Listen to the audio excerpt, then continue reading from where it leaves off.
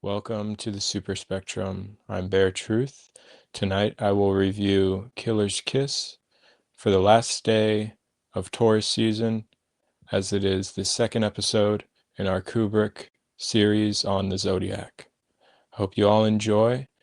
Tonight I couldn't have any other hosts join me, but I'll make the best of it. It's going to be a short review, but here's what I wrote. Getting yourself in a mess may come from taking life too seriously. I need to fight. I need to be a winner. I need to make a lot of money.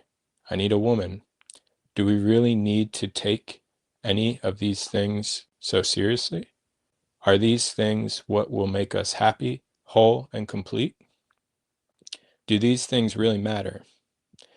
Maybe we'd never, maybe we'd even be happier without them, without anything to tie us down. No ambitions, no expectations, no disappointment. This might be the line of reasoning Gary has in his opening monologue when he thinks to himself, did I get myself into this mess because I was taking life too seriously? This argument against attachment is that of the Buddha, who warned that suffering was caused by attachment. This fact is a noble truth, but no pain, no gain. And although all suffering comes from desire, so does all evolution.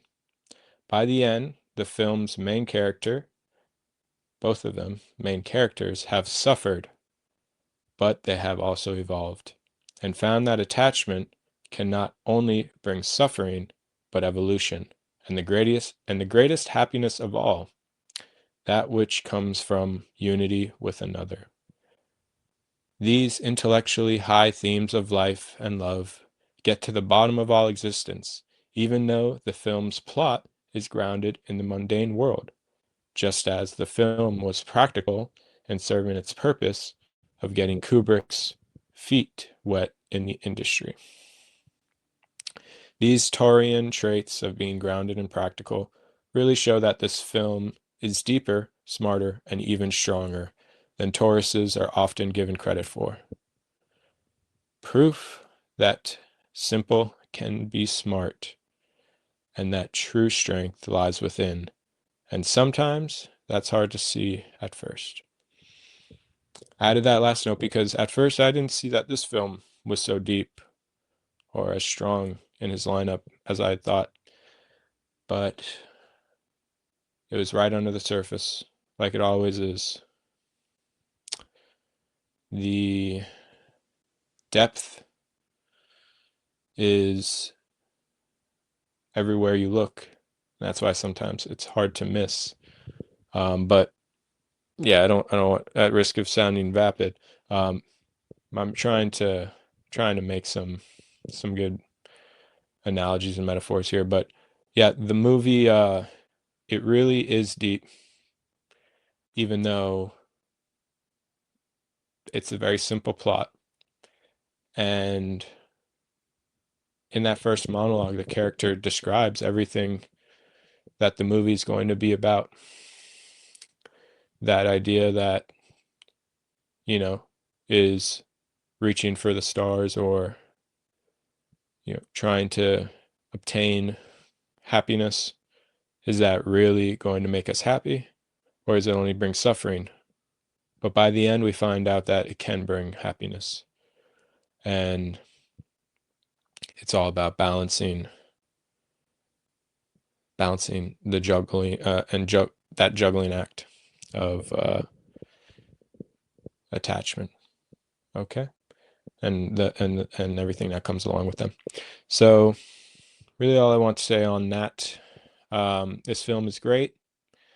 Although it's definitely not, in my eyes, as full of a package as the rest of his films. I believe those other films were um, later on. Uh, I've actually not seen anything before uh, probably Doctor Strangelove in his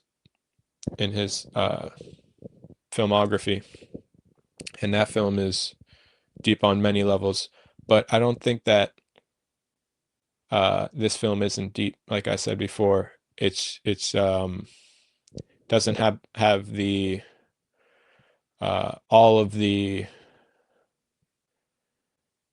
uh, all the facets that his later films would have, like Doctor Strangelove, and I'm sure some of them before, but um, such as like a complex narrative or more complex narrative. At the end of the day, you know, other than 2001, his films are pretty straightforward, anyways, to begin with. But yeah, and that doesn't mean that they're not deep. This is Kubrick we're talking about. So this film, I feel like goes over a lot of people's heads, but I always try to pay attention to the beginning of a film, just like with, um, or just like how Charlie Kaufman said, or actually David Lynch. Maybe no, it was Charlie Kaufman. He said the beginning of the ending of the film. Sorry, the ending of the film is in always in the beginning, and with that, he meant that the entire macrocosm of the film can be is laid out in the microcosm of the first scene, and all of the ideas and themes that will be touched on are always touched on uh, from the beginning of the film. That is, if the director is fully aware of good storytelling and how to uh, how to really wrap together a good narrative. And yeah, this movie's awesome. So here's the rating, guys. Give it a 9. Give it a 9. Because I don't think I could have made it a better film for what it was going for. But because it's missing some of the facets that I love, um, I'm going to hold back on giving it a 10. Because remember, like I said, um, for me, 9 is, you know, 9 and 10, obviously, I think nothing better could have been done objectively. I think it's a perfect film.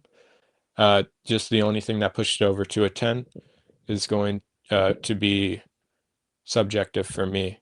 Is this movie in my own tastes? Uh, and it wasn't, because I like a film with a little bit more going on. So, other than that, I have two other things to say um, about the film. I'm going to keep it short and sweet. I have no one else to talk to. Myself being a Pisces, I love communicating and sharing, and the dualism of the fish, or yeah, love love all that interaction. But and then my co-host Trevor, who couldn't join us tonight because of the hard worker he is in real life beyond, even the show, which he is also such a hard worker with. He could not be here, but he's a Gemini, and so the fish always, or the fish and the twins really we love that interaction. I think it's displayed in us, but in our some symbols. And yeah, we'll talk more about that in other episodes, especially the next episode. It's going to be Gemini, which will be The Killing. I thought that was his second film. I misspoke last time. Was thinking of Killer's Kiss. The Killing, Killer's Kiss. Easy to mistake them, but um, anyways, we'll talk about that uh, more Gemini stuff in the third episode. The second episode being about Taurus. Already said groundedness, practicality, beauty, ruled by Venus. I think this film is gorgeous. Um, that could be said about all of his films, though. But simple, where and grounded, where a lot of people mistake Tauruses for being simple. Um, I think that's their strength, and is another um, strength is another quality that they're always given with the bull. Um, One idea I have about Taurus I speak about sometimes is that they would make the perfect security guard. Just throwing this out there because why not? If you watch our first video about Aries and Fear and Desire, you'll see we go off. But um, my archetype for Taurus I think of is the security guard sometimes, and the reason I say that is that in security guard, police officer, position of power. Uh, the reason I say that is because one time I was thinking, like, I believe comfortability and coolness and like being, yeah, being comfortable, being grounded is one of their qualities because well, first off, my brother's a Taurus, and I've noticed this in him, but they they are unbothered probably the most of any sign until they do get bothered, and then they can get that stubborn and that strength that comes out. But the good positive above the strength is that it takes of them a while to get bothered, and that's part of them being more grounded and having, I think, they enjoy more simple joys, and well, even though they're known for having leisure, but that simpleness is this main key, and groundedness is they would make a perfect security guard. Finally getting back to it. I'm a Pisces, maybe that's part of my artistic autism, but excuse me, artism I meant. um the Taurus, and I'll relate it back to the movie in a second here, just give me a sec. um the Tauruses are security guard police officers in my mind because they don't overthink a million things, right? If they let off a guy because they're being a nice guy and they don't have to follow every rule, right? Which is whatever, like, pretty much everyone wants to do, right? We're all rebels in our blood, but we're all Prometheus in our blood. But when that security or police officer who's a Taurus just lets the guy off the hook, right? They don't they're unbothered by the situation. They don't think about it for the rest of the day, and because they just don't have as much going through their mind. Not that they're dumb, it's just that they're more grounded, more comfortable, and their ideas are more centered on self and ego than on the other. And I'm not putting in the best words, but maybe not the most empathetic sign, but even though they of course will, like I said, try to help you out, but that's why to me, I Pisces coming at it, they would be the best security guard or police officer. I'm coming at it from an empathy state, but like they're going to be, because I want them to do the nice thing, but they're thinking about it, or sorry, the reason why they're the best to me is because they'll be able to be that good security guard and police officer and let the guy off the hook and not think about it for forever because of the stereotypical simple-mindedness. But that's not where it's coming from. Like I said, they're more centered on self, and they just might not think about all these different things with other people, and as much as a um, more subconscious psychological night side of the zodiac would do, the last six signs, or whatever the water signs would do. So wow. And how this relates to the film. Well, the film, like I said, is pretty simple. Other than that beginning monologue, I mean, telling you what the film is what the film's main themes are, it doesn't hammer you over the head with deep, or sorry, not deep, but a lot of symbolism and all of that sort of thing. That being said, there's a couple of scenes that have symbolism, and I believe they're alluding to some of this crises of attachment and um, desire. There you go. That's a Taurus word. That's what where it got to it. That's what this movie is all about, right? This movie's all about that desire to be happy and all of that. And that's the two, right? The second zodiac sign, right? The one and the two, right? The duality that, being split into two, you want to, of course, join back into one.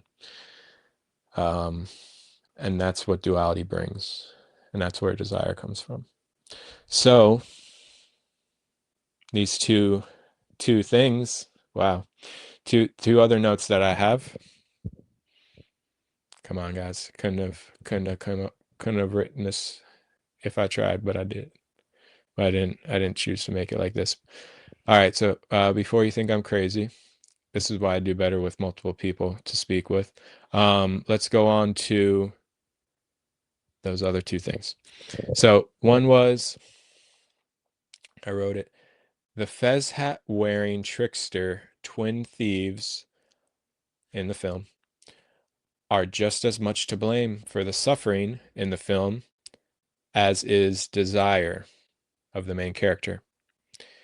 So I think that's worth thinking about, especially from the conspiratorial perspective Trevor and I usually get down with on this channel. So those fez hat wearing guys, those tricksters, those Shriners, those Masons, whatever the heck they are, I have no idea. That was the most off part in the film. I was like, oh, here we go. We're going down the rabbit hole, and it doesn't really. It just those guys are just some thieves, and well, that might be he might have been trying to speak for the movement in general, or in it for themselves, so to speak, more than they are for the greater good, like they often preach. Wink, wink. Who knows? But maybe Kubrick did. Or he had a feeling. This microphone better be recording, y'all. We're going off right now. But yeah, wow. We could have gone into that deeper, and we'll do it because you already know Stanley Kubrick. He gets down at that and Eyes Wide Shut and everything else. So leave it till then, y'all. When we got people to speak with. So now let's keep going on. Last thing, cut it off at 20 minutes. There's another two. The spear killing the villain in the end was awesome. This was the story of St. George and the Dragon and the Archangel Michael. And I love those. And the idea of altruism, that straight up standing upright spear, right? Altruism and uprightness, destroying evil, the dragon, the lower self, which is the symbolism of the straight spear, right? That straight spear, that's altruism. That's how we destroy the evil, right? This scare, I don't even, that's funny. I was thinking, hope the main character's name's Gary. Pretty sure it's Gary. That's what I said in the beginning. But yeah, Gary, the good guy, whatever his name is, he kills evil, whatever that mob guy's name was, Toledo or whatever frick his name is, kills him with altruism. And really, what we got to do is destroy the lower self within ourselves, right? Can't control what others do. We could only control how we react. So, with that being said, I love you all. And I miss my co-hosts. Super Spectrum forever. Whew. Thanks, Anthony. Ventano. Forever. Oh.